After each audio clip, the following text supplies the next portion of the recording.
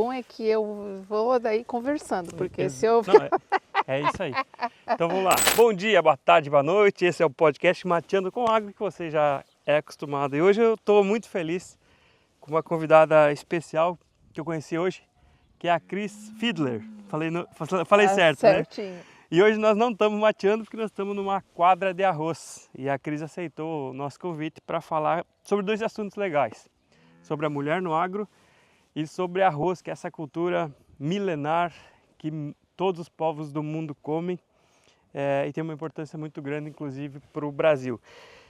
Cris, bem-vindo ao podcast Mateando com Agro. Quem é a Cris? Obrigada pelo convite. Então, eu sou a Cris, né? A gente vai mudando de sobrenome aí durante essa jornada da vida, né?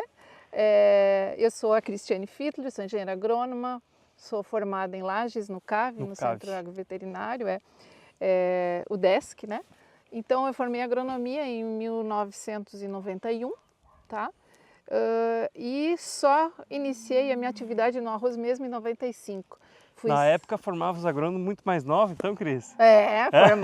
Formava novo. Não vamos falar, né?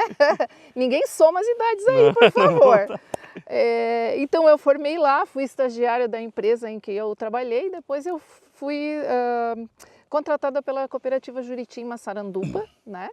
Onde eu fiquei 20 anos lá prestando o serviço, passei por todas as, vamos dizer, por todos os setores da cadeia produtiva do arroz. Desde o prato, a gente sempre fala assim, desde a semente até o prato do consumidor, né? E também fiz a parte social da cooperativa. Quando eu entrei na cooperativa, eu só era engenheira agrônoma responsável pela produção de semente de arroz. Na época já? Na época, em 90 ali, né, 95, tá? Eu entrei para ser responsável técnica pela produção de sementes. E aí a vida nos leva, né, a conhecer outras áreas dentro da própria produção de arroz, da né? Cultura, né? Mas foi um grande desafio aquela época. Hoje eu posso dizer que a Cris é uma engenheira agrônoma especialista em arroz e irrigado. Isso. E eu vejo que você está com uma roupa hoje da Corteva. Você é uma agrônoma da Corteva ou você é uma agrônoma que presta serviço para a Corteva? Não, eu tenho uma empresa de consultoria, né, e que presta serviço para a Corteva. E com toda a humildade do mundo, hoje eu tive a oportunidade de assistir uma palestra tua, um bate-papo, como você mesmo falou, impressionante. Tinha 50 agricultores e ninguém respirava para te ouvir. Isso você levou tempo para conseguir isso, Cris? Essa atenção do povo. E outra coisa que eu te pedi em off, para quem está assistindo aqui, a Cris faz ensaios sobre arroz irrigado. Pedi, legal, a galera vai lá aplicar, não. Não é eu que faço a aplicação. Você que vai. Você conseguiu uma autoridade nisso, né, Cris? Eu posso dizer com toda a humildade, você pode falar para mim que sim, hoje você de arroz irrigado, você sabe. Então, eu acho que eu não sei muita coisa, mas eu vou aprendendo. Nós vamos conhecer hoje, né? Todos, a gente vai aprendendo. Para você ter uma ideia, assim, eu não gosto de falar das coisas que eu ouço falar. Eu gosto de falar das coisas que eu faço. Entende? Então, se eu vou recomendar algum tratamento e que eu diga, pode fazer, é porque eu já fiz. Você já fez. Entendeu? Sim. É muito ruim ser assim, de você às vezes querer fazer, como você falou, não, é eu que faço a aplicação. Dá mais trabalho, né, Cris? Mas eu confio no meu resultado, entende? Então, assim, eu gosto de fazer, eu não contrato mão de obra, claro, tenho pessoas que me ajudam, tenho. Os produtores não são produtores que me emprestam área, eles são meus produtores amigos, parceiros. Eles estão junto comigo, eles estão na semeadura, eles estão na adubação, eles estão sempre juntos, a gente é muito parceiro. Faz bem para eles também, porque tendo o resultado dentro da lavoura deles faz bem, faz sentido, né? Isso. Nós vamos falar de dois desafios hoje, Cris. Primeiro, e vamos usar um tempo aqui, o desafio da mulher no agro. Eu imagino, hoje já é desafiador, né? A gente tem um projeto, inclusive, na empresa, chama Mulheres que Voam, né? Para de fato trazer mulher para dentro da agricultura. Imagina na década de 90, como que era isso? Eu vou te falar que era bem mais desafiador. Mulher da época de 95, quando eu me formei, ela saía da universidade e ia para o laboratório. Ela não ia para a extensão, tá? No máximo que ela iria para a extensão é para uma empresa pública. e não privada. Então, assim, eu agradeço muito a Cooperativa Juriti, na época, de ter acreditado em Acreditou mim. em você. Ela me deu a oportunidade e, assim, ó, eu tive bastante sorte também, né? Eu falo que é sorte porque o primeiro produtor que eu visitei, eu acertei o diagnóstico, entendeu? Uxi. E daí ficou tudo mais fácil, né? É, porque, de fato, com certeza ele estava olhando com o pé atrás, né? Com certeza. Essa mulher vai querer falar o que para mim, né? Não vai entender de nada, E deu mas certo. vamos lá. E deu certo. E assim, aí eu brinco até, né? E aí ainda bem que era um produtor fofoqueiro. Aí daí contou para todo mundo. Aí ele contou, a mulher não é tão burra assim, ela sabe alguma Ela coisa, sabe. entendeu? Então foi uma construção, sabe? A empresa que eu trabalhei também me deu muitas oportunidades, tá? Então hoje dentro da cadeia produtiva eu sei da semente, eu sei plantar, eu sei colher, eu sei avaliar a qualidade, sabe? Então, mas isso tudo foi oportunidades que eles me deram e que a vida Legal. também me deu. Cris, dentro dessa cabeça que tem, não vamos fazer conta de idade, tá? Quanto tempo de experiência em arroz? 30 anos. 30 anos. Aham, 30 anos. Vamos ir para esses 30 agora? Uhum. Nós estamos aqui numa quadra de arroz. Quais são os principais desafios dessa cultura? Eu sempre falo que bom, né? Que cada ano é um desafio diferente, tá? Eles são diferentes, mas eles se unem, né? Porque um ano eu tô com um problema de plantas daninhas, o outro ano eu tô com um problema de solo, o outro ano. Então, assim, são vários setores ali que formam uma cadeia e que cada ano tu tem um desafio diferente. Esse ano, você escutou hoje, o desafio é a parte de preço, né? Do Baixou, arroz. né? Baixou Metade do muito, preço do ano metade passado, do né? preço. Então, é difícil para o produtor hoje aceitar a tecnologia 100% como tem que ser, né? Porque tudo para ele é custo, ok? Mas em anos que o custo, que o preço do arroz está bom, você tem outros desafios, né? Mas a gente, graças a Deus, está caminhando para, digamos, para um cenário cada vez melhor. Eu te escutei hoje e aí você, para mim, explodiu a cabeça, assim, né? Uhum. Eu trabalho muito com soja, milho, trigo e arroz é quase nada, né? Desafio, inclusive, nós estamos no arroz irrigado tu aplica um herbicida, né? Falando em ervas daninhas, aplica um herbicida, tem que cuidar se tem água ou não tem. Tem herbicida que funciona, tem herbicida que não funciona com água. Como é que é esse negócio? Isso. A gente sempre brinca que assim, quem sabe arroz vai saber facilmente manejar as outras culturas. O resto da cultura do mundo. Porque arroz realmente é uma cultura assim bastante complicada, né?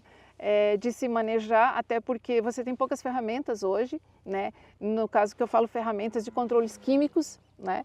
Você deve ter acompanhado que eu disse que controle de plantas daninhas é um manejo integrado, né? Desde manejo cultural, manejo, né? O químico é só um detalhe ali no meio. Só que esse detalhe, tá? Ele é um detalhe difícil que você percebeu ali, tá? Tem produtos ali, produtos herbicidas que você tem que entrar com água, né, no momento correto, na altura de lâmina correta. E aí que começa o desafio, como que eu entro? Aham. Encheu de água, fala para nós quem está escutando aqui que planta soja e não entende de arroz. Sim. Eu plantei arroz aqui numa quadra e não tem água agora, né? Sim. Eu planto arroz sem água, certo? Sim. Vou lá com... Não, você faz o preparo de solo, você deve ter visto aqui, né, que nós estávamos aqui perto e tem várias lavouras, né? O preparo de solo é feito em lâmina de água já. Com lâmina de água. Ela já é feita com lâmina de água, né? Eu, na verdade, sou... A minha função é especialista em arroz irrigado. Então, o pré-germinado, né? Nós temos o irrigado, que é feito no seco e entrado com água depois, mas o nosso sistema de produção em Santa Catarina é o pré-germinado. Ou seja... Pega no sul do estado e vem até... Santa Catarina praticamente inteiro é o pré-germinado, né? Eu acho que é 80% da... Daí planta, a semente já lá é de fato pré-germinada. A semente é pré-germinada. Você coloca essa semente em água por 24 horas e você retira ela dessa água e deixa mais 24 a 48 horas, tá? Para ocorrer o processo de germinação. Essa semente pré-germinada é que vai para esse solo. Legal. Tá? E aí já entra o herbicida, o pré-emergente. O pré-emergente entra antes do plantio, ali, isso, com água. entra, hoje assim a gente comentou bastante, né? O pessoal aqui não tinha conhecimento muito do uso do pré-emergente, essa região aqui do estado, né? Não faz isso, mas o que você faz? Ali você faz a semeadura, espera, essa semente vai estar em ponto de agulha, que a gente chama, ou seja, no ponto em que ela ainda não tem folha, ok? E aí você faz essa aplicação do herbicida pré-emergente. Ele é feito nesse momento, faz a semeadura, né, dessa semente pré-germinada e logo em seguida faz a aplicação do pré-emergente. Plante e aplique. Mais ou menos Mais isso. ou menos isso. Isso, tá?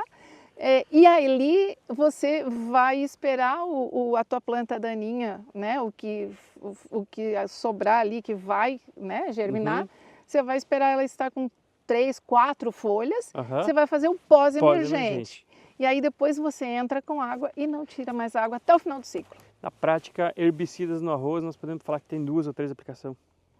Na prática, Santa Catarina era um estado que usava só o pós-emergente, tá? Essa utilização do pré-emergente, ela é recente, né? Que eu te digo recente, de 5, 6 anos. E completamente necessária. A gente tem plantas daninhas aí muito restritivas, como o arroz vermelho. Sim, tá? E que é a mesma espécie quase, né? Mesmo gênero, então fica mais difícil de controlar. Exatamente. A gente, né, fala arroz vermelho, mas na verdade não é arroz vermelho o nosso termo hoje, ele é arroz daninho, tá? Porque ele compete diretamente em nutrientes, em espaço, em luz com o arroz, tá? E em termos assim de plantas daninhas, deve ser uma das mais problemáticas no estado, o arroz vermelho. Sim. Certo?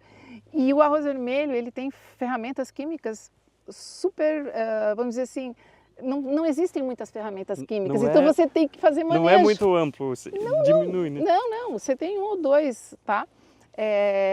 Produtos químicos ali, sementes, né? Que são desenvolvidos para isso, então você tem que trabalhar muito o manejo do solo, né? Esse manejo de entre safra, toda essa questão. Que é agora. Que é agora. Depois agora que colheu, é o momento. Agora é o momento de matar o arroz vermelho. Colheu, começa a safra nova, que é já um manejo para a próxima safra. Isso. E dando um pulo para pragas e doenças, o que são as principais do arroz? Olha, hoje, basicamente aqui a região, né, trabalha com as variedades da Epagre, né? Então, temos algumas situações de doenças mesmo, assim, brusônia é uma das doenças assim mais sérias, né, do arroz. Temos problemas de manchas, temos problemas pontuais com risoctônia, tá? Mas basicamente a doença que mais nos causa prejuízo, né, diretamente é a brusônia. Tá? As nossas cultivares mais novas da Epagre, aí, elas têm uma média resistência, né, à brusônia, então a gente não descarta, claro, a proteção dessas variedades com pelo menos 1 ou 2 aplicações de fungicida, mas eu diria que ela é muito dependente de clima também, a brusônia, sabe? Então, e a água interfere muito na brusônia? Ter disponibilidade maior ou menor? Sim, porque você imagina que é um arroz irrigado, ele está com água desde o início do ciclo, né? Se você ficar sem água, por algum problema tiver uma seca, tá? Você já tem uma estrutura de planta com raízes aquáticas, essa planta vai sofrer, né? Porque ela vai gastar energia dela, vamos lá. Se adaptou na água. Se adaptou e vai ter que se adaptar para outra situação e aí a doença então a doença pode entrar com mais facilidade, né? Quanto a pragas, que é a tua outra pergunta, a gente tem alguns problemas pontuais também. Lagarta chega a atacar? Não, gente, não tem problema de lagarta. Vai na água, né? Não, até tem algumas de água, mas a gente não tem problema de lagarta. Problemas que a gente tinha, que era um inseto, né, que causava prejuízo, era a bicheira da raiz, orizofagos. Nós não temos mais, assim, uma incidência alta, né? A gente tem talvez uma incidência de percevejos, né, de oébalos, que é o percevejo do grão, né, tibraca, que é o percevejo do colmo. E mais recentemente nós temos aí o aparecimento da cigarrinha. Tá? Que deu no milho também, né? Ela não é a mesma espécie do milho, mas acabou tendo uma cigarrinha de arroz, né? Não é do gênero Daubolus? Não. É outro gênero, não estou lembrando agora aqui, porque esse ano até a gente não teve, então a gente vê, né, que é sazonal, né, o aparecimento e a ocorrência de cigarrinha. Esse foi um ano especificamente que eu não tive problema. A cigarrinha é vetor também, não é o dano físico ou é físico? Ela é E ela ainda está, graças a Deus, está ainda no físico, Ah, entendeu? Ela ainda não diferente do milho, porque o milho nós tivemos muito problema, né? 2020 começou a vir para o sul, Isso. 19, 20 aí, inclusive erradicou alguns híbridos, né, de milho. No arroz, ela é vetor de uma doença, né? Que eles chamam de orra branca, né? Folha branca, tá? Mas, como eu te falei, ela ainda não... Ainda não está com ela. Graças a Deus, Ainda a não gente tá com está ela. só com dano Mas físico. entra o manejo também, né? Com certeza, o Que é manejo. aquilo que você estava falando hoje de manhã na palestra, no treinamento, sobre viu uma erva daninha, observa se sobrou, ela tira logo para não expandir, para não ter resistência, né? Primeiro, identificação correta, né? Você viu ali, a gente conversou. Eu acho que uma das coisas importantes é você identificar corretamente. Segundo, que às vezes, e a gente comentou muito isso, né? E eu acho que é um dos problemas hoje, a resistência de plantas daninhas. Você viu isso, que é a nível de Brasil, né? A gente tem plantas daninhas resistentes. Em arroz a gente também tem esse problema. Imagino, e é mais difícil, né? Se tu pegar alagado, tira água, bota água, tem que entrar com pré-emergente, o produtor de arroz tem que ser muito inteligente, né? Sim, e eu falei que cultivar arroz, não é para os fracos, é para os fortes. Cris, o que é o chupa-cabra? Da onde que é esse nome? Então, é um equipamento, né, que na verdade o nome dele é SAP, né, que é semeador, adubador e pulverizador, né, que tem umas rodas grandes para andar aqui dentro desse banhado lá, né, e o nome eu não sei a origem, tá, mas eu só sei que inventaram o tal do nome de chupa-cabra. Todo lugar que a gente vai fala, porque eu vou ter que trocar o chupa-cabra, porque não sei o quê. O que é esse chupa-cabra, cara? Porque o chupa-cabra é a história de um bicho lá, que sai lá em Minas Gerais, né? Como é que veio parar aqui? Mas enfim, usa, né? O pessoal usa. Chupa-cabra. E tem entrado drones. Tem Na entrado percepção drones. da Cris, eu escutei hoje falando que você fez alguns testes e vai fazer mais. Você acredita que é uma ferramenta que pode ajudar? Assim, ó, drone é a tecnologia que não tem volta, ok? Ele não tem volta. O que nós temos, sim, é que fazer os ajustes. Sim. E que é isso que a gente está trabalhando. Chegar no que tecnicamente é necessário. Exatamente. Seu equipamento vai entregar e a cultura precisa, né? Isso, tá? Então, assim, não temos mais volta nisso, né? O drone, ele tem o seu espaço, ele é uma ferramenta dentro do sistema de produção, tá? Nós não temos mais como voltar. O que a gente tem que fazer é essa questão de ajustes. A gente ali na região, nós estamos aqui na região do Alto Vale, então talvez tenha menos áreas hoje, mas na região norte de Santa Catarina, a gente já fez a semeadura com drone, tá? A gente já fez todo o processo produtivo com drone. Todo? Tudo. Entendeu? Sem entrar com o chupa-cabra. Isso, sem entrar com o chupa-cabra. Qual o problema do produtor? O chupa-cabra, pelas rodas grandes, pela estrutura grande, pela estrutura pesada, acaba no início ali, né, fazendo aquelas valas enormes e tal. E o principal é na aplicação de fungicida. Você está com uma planta em final de ciclo, tá? Onde você tem uma condição de amassamento muito grande. Demais, né? Então o produtor incomoda, o produtor se incomoda, a gente se incomoda e assim, é uma ferramenta que só vai vir ajudar. A única coisa que nós temos que fazer é esses ajustes. Cris, deixa eu te pedir sobre o mercado. Eu sei que o Rio Grande do Sul acho que é 70%, 80% da produção de arroz. Santa Catarina muito forte e Paraná. Tu acredita que a produção de arroz irrigado pode expandir ou vai ficar nessa região mesmo? Eu acredito assim, né, no que a gente tem ouvido, é que ou fique ou até diminua um pouco em função dessa questão de mercado, de comércio, sabe? Os maiores produtores hoje são o Rio Grande do Sul, que tem como, né, uma alternativa à soja. Sim, que está entrando a soja em áreas baixas, né? Isso, então talvez, né, e talvez isso vá se marcar sim nessa próxima safra, que algumas áreas de arroz sejam substituídas pela soja. Tá. Santa Catarina não, o que produz 145 mil hectares é 145. Vai ser isso aí sempre. E é sul do estado, né? Pega Tubarão, Criciúma, aquela região e vem aqui para o Alto Vale, né? Litoral leste, que é norte de Santa Catarina, até o sul de Santa Catarina e essa região aqui do Alto Vale do Itajaí que a gente chama, tá? Tem diferença do Alto Vale lá para o sul? Bastante. E o que é principal? Tamanho de propriedade, eu vejo que é uma. Sim, o tamanho de propriedade, a região norte e a região do Alto Vale são semelhantes, são pequenas propriedades, pequenos produtores. Quando você vai para Tubarão, que é o centro ali, né? Ali já são tudo grandes produtores. Quando você vai para o sul, aí são médios produtores que se misturam com pequenos. Então, lá é um mix, tá? Lá são vários mix assim, de produtores. Uma curiosidade, quer ver? O meu irmão, ele é padre e hoje ele está em Moçambique, fazendo uma missão. Ele acabou de me ligar hoje à tarde falando assim, Michael, aqui, eu disse, ó, tô aqui numa palestra de arroz, tô adorando, né? Ele manda me falar em arroz. Então, lá o arroz é iguaria, o arroz é a picanha. Né? Lá na África, ele diz, ó, então todo lugar que eu vou como padre, eles servem arroz, para dizer que está servindo um prato caro, especial. E é uma cultura difundida no mundo inteiro, né? A China come muito, o Japão come muito, o Brasil é o maior prato, né? Arroz e feijão. Isso. Então tem uma importância muito grande, né? Mas falando assim, de cuidar de produzir, tem que dar os parabéns para o produtor, né? Sim.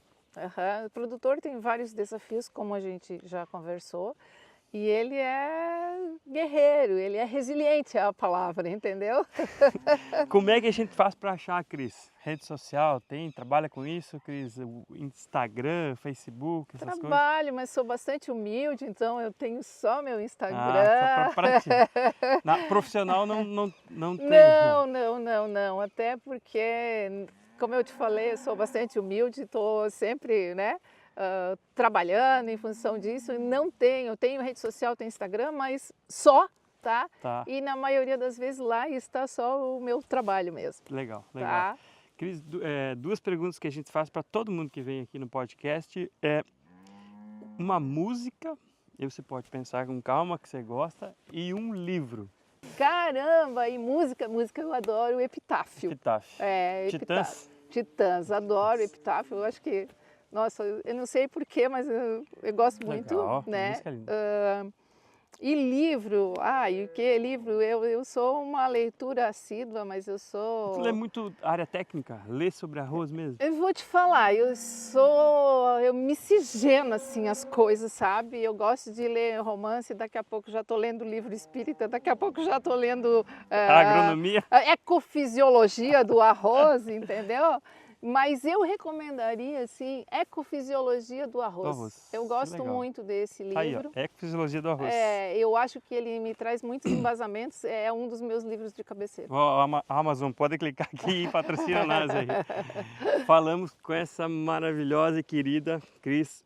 Quando o Daniel me convidou para ir assistir a Cris, e ele falava com a boca cheia, assim, cara, vamos lá assistir a Cris. Eu fiquei, cara, legal. É muito mais do que ele falou. Cris, muito obrigado. Nós estamos muito felizes de ter aceito conversar com nós aqui na Lavoura. Para mim foi muito legal. Fico à disposição aí. Se for para conversar, é comigo mesmo, né? Valeu, conversamos com a Cris.